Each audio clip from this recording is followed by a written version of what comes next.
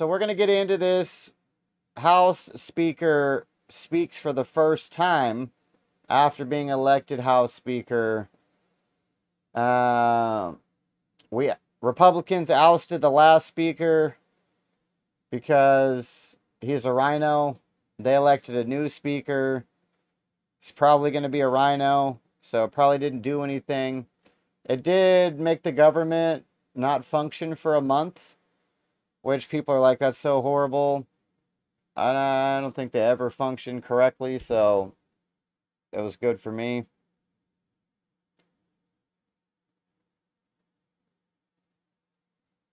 All right. Include what you want to include, and it shall be included. We're all inclusive over here. All right. So Mike Johnson.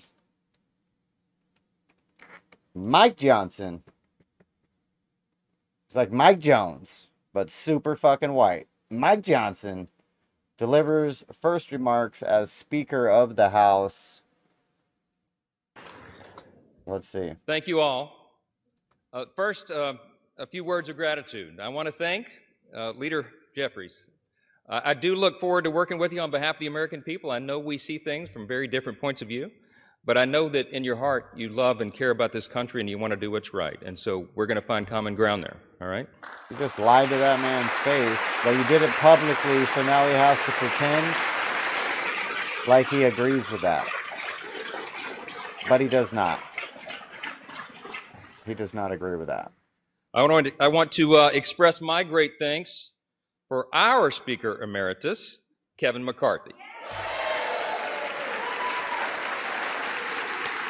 Yeah, let's all rub the balls of McCarthy. What are we doing here, folks? What are we doing here? Kevin has dedicated over 2 decades of his life to selfless public service, 16 of those years in this House. And you would be hard-pressed to find anybody who loves this institution more or has contributed more to it. He is the reason we're in this majority today. He does have good fundraising abilities, but they act like all humble and we're just serving the public. You know how much money that dude's worth? He's not humbly doing something, bro. He's balling. He's balling.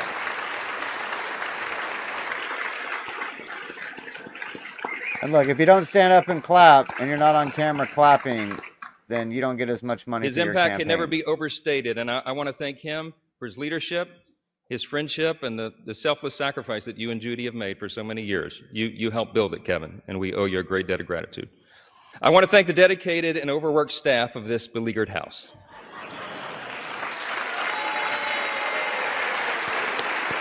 All right, we're skipping forward to past the thanks.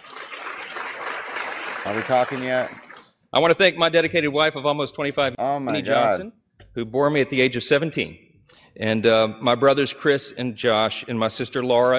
Holy fuck. How many people are we going to thank, bro? So it plugs it in. Perfect. Your grandma, your cousin, your uncle, your sister, the dog you had when you were 6 really made it happen for you. Like, what are we doing here? What are we doing?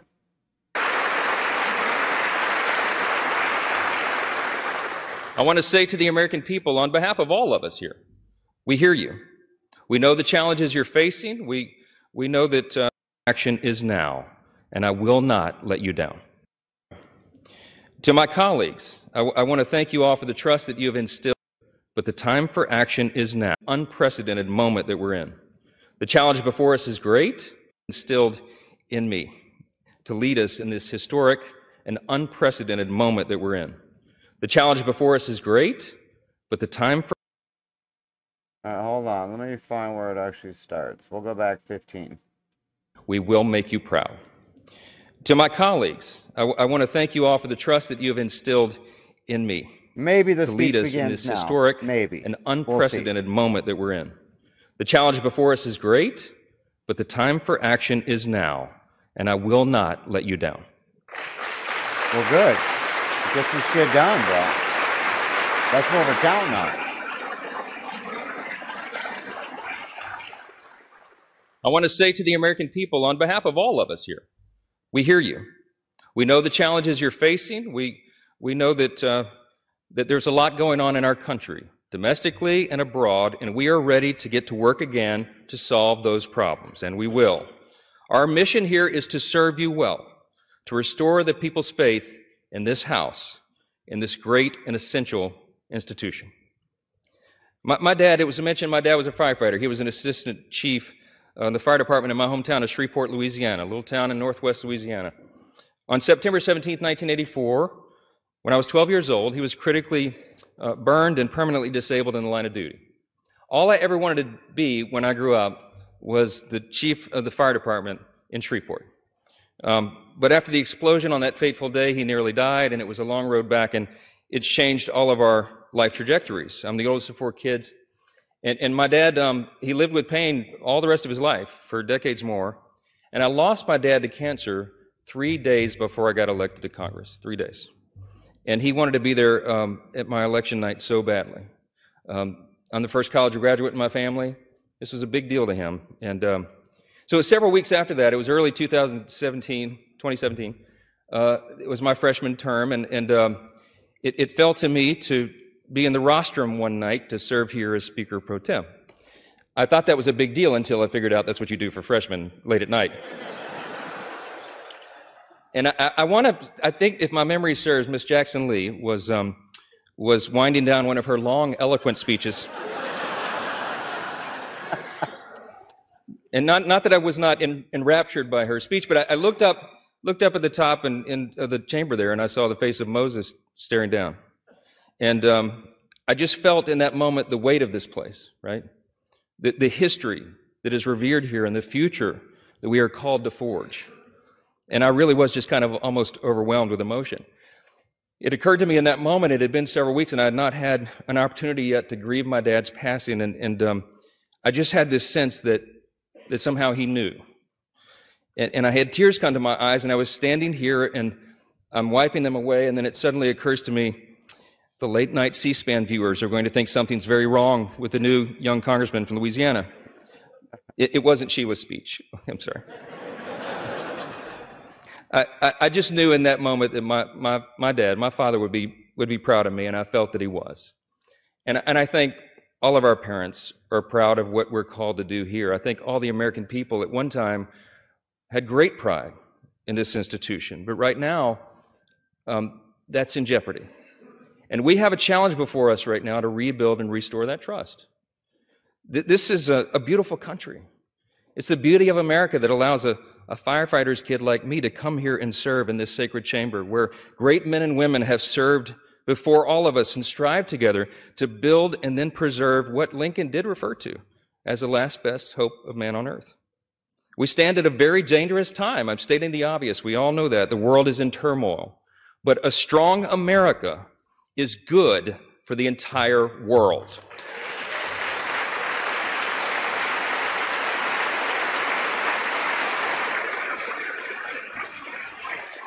Okay.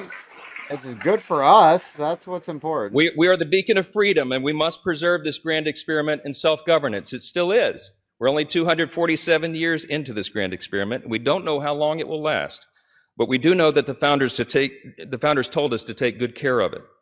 I want to tell all my colleagues here what I told the Republicans in that room last night.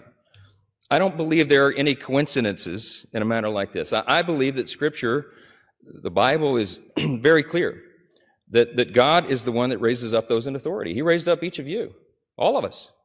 And I believe that God has ordained and allowed each one of us to be brought here for this specific moment in this time. This is my belief.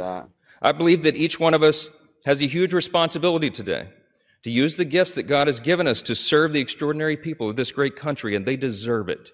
And to ensure that our republic remains... I don't know if I believe that. Do you think that God ordained some of these crazy liberals to be in places of authority? I don't know. AOC doesn't seem very God-ordained to me. I'm just saying. Standing as the great beacon of light and hope and freedom in a world that desperately needs it.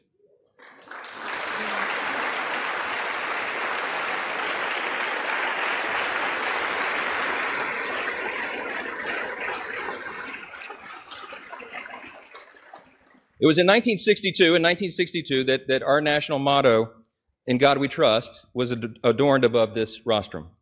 And if you look at the little guide that they give tourists and constituents who come and visit the house, if you turn in there to about page 14 in the middle of that guide, it tells you the history of this.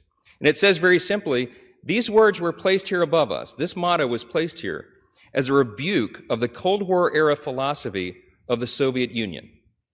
That philosophy was Marxism and communism, which begins with the premise that there is no God. This is a critical distinction that is also articulated in our nation's birth certificate. We know the language well, the famous second paragraph that we used to have children memorize in school, and they don't do that so often anymore, but they should. G.K. Chesterton was the famous British philosopher and statesman, and he said one time, America is the only nation in the world that is founded upon a creed. And he said it's listed with almost theological lucidity in the Declaration of Independence. What is our creed? We hold these truths to be self-evident, that all men are created equal, not born equal, created equal. And they are endowed by the same inalienable rights, with the same inalienable rights: life, liberty, pursuit of happiness. That is the creed that has animated our nation since its founding, that has made us the great nation that we are. And we're in a time of extraordinary crisis right now. And the world needs us to be strong. They need us to remember our creed and our admonition. Turmoil and violence have rocked the Middle East and Eastern Europe. We all know it. And tensions continue to build in the Indo-Pacific. The country demands strong leadership of this body, and we must not waver. Our nation's greatest ally in the Middle East is under attack. The first bill that I'm going to bring to this floor in just a little while will be in support of our dear friend Israel, and we're overdue in getting that done.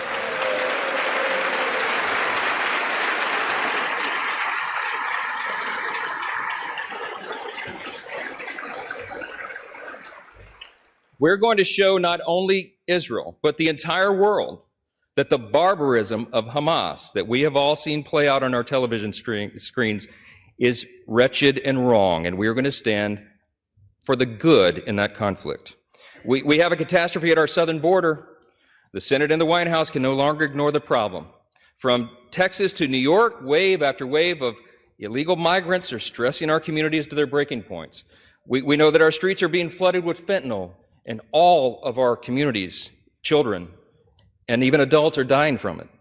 The status quo is unacceptable. Inaction is unacceptable, and we must come together and address the broken border. We have to do it.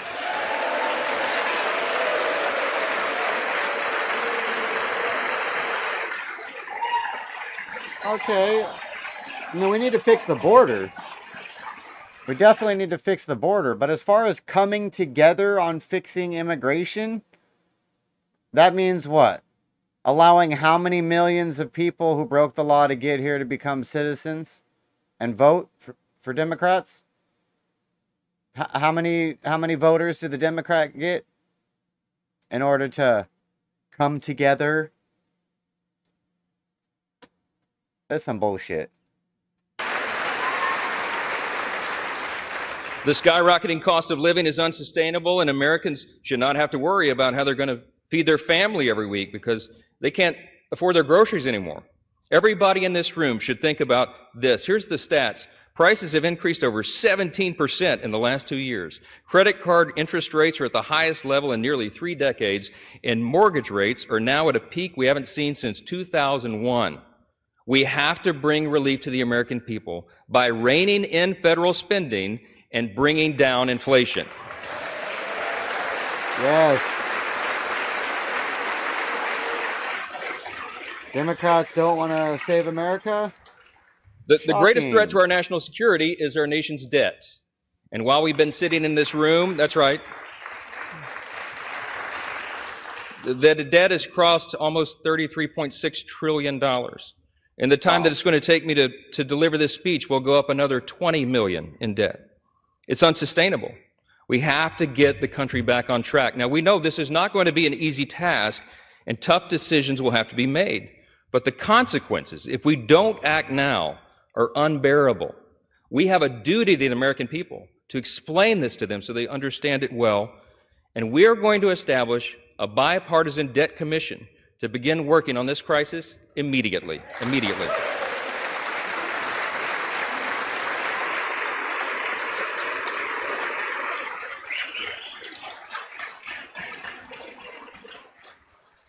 We all know that we also live in a time of bitter partisanship.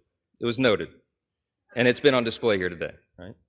When our people are losing their faith in government, when they're losing sight of the principles that made us the greatest nation in the history of the world, I think we got to be mindful of that. You guys did.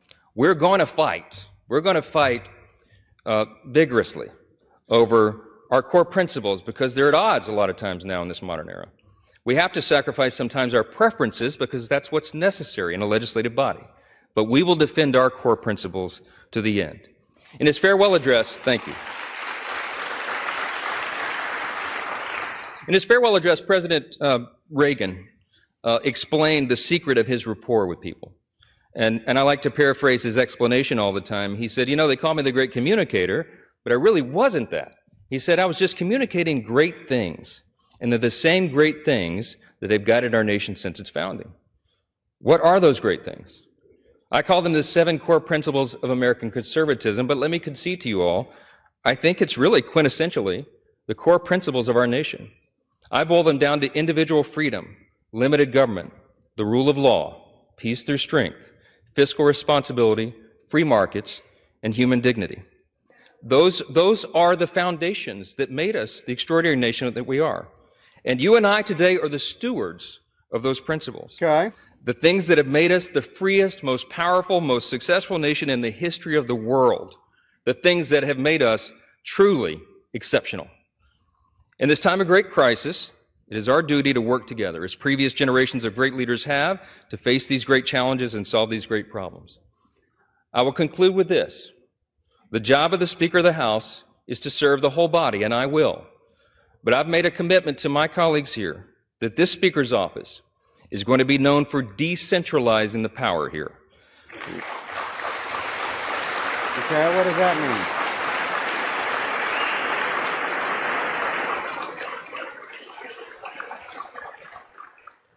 My office is going to be known for members being more involved and having more influence in our processes and all the major decisions that are made here, for predictable processes and regular order.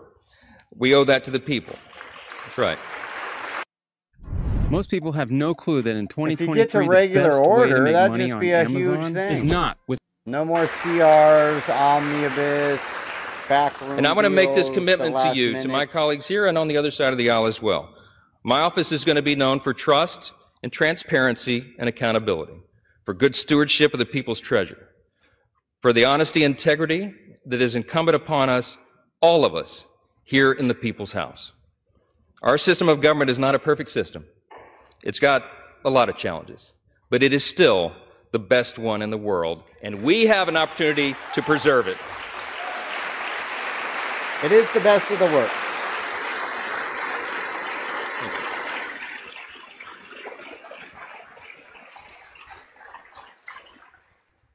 Last thing I'm going to say is a message to the rest of the world. They have been watching this drama play out for a few weeks.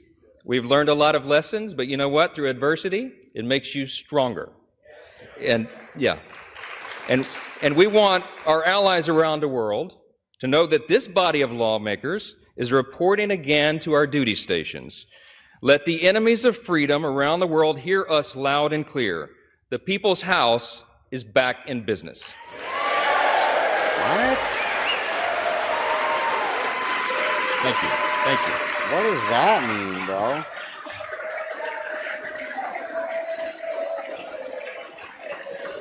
I'm pretty sure the enemies of freedom are concerned about the fucking military, not some douchebags in suits passing more regulations we didn't want in the first place. You know, they grew the book of bullshit, the government book of bullshit, increased by 90,000 pages since Biden came into office. There's 90,000 pages of more bullshit. So, I don't know. If they're just The incentives are wrong. The incentives are wrong. If they don't write bullshit bills and pass bullshit bills, then they can't say they were ineffective at their job and they can't win re-election. So they just pass shit they don't even explain what the shit is to the people that vote for them. They just name them pretty stuff, Saving Puppies Act, and they vote yes. And they go home and they're like, we saved the puppies. I voted yes for saving the puppies. And then you read the bill, and the bill just gives Fauci $15 million to mutilate another breed of dogs. These are sick, twisted individuals. We can trust none of them. They're all garbage. They're all big, stinky piles of garbage. And I could smell it. I could smell it through the screen. I do like his standing principle and his openness to show his faith. Typically that means he's at least moral. America, the land of the free. CIA, hold my beer. That's facts. Ugh. I yawned just to cap it off because I'm a douchebag. So, my bad. And then Hakeem, the Hakalugi Jeffries, gave a speech as well. But we're not going to listen to that lion fluff for sure, because that would not be good at all. That would not be good at all.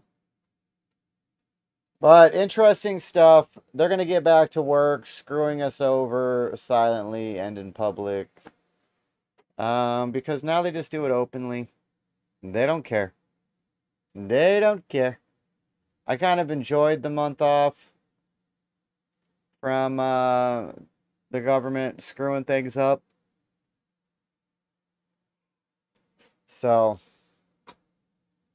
they're back at it. They are back at it.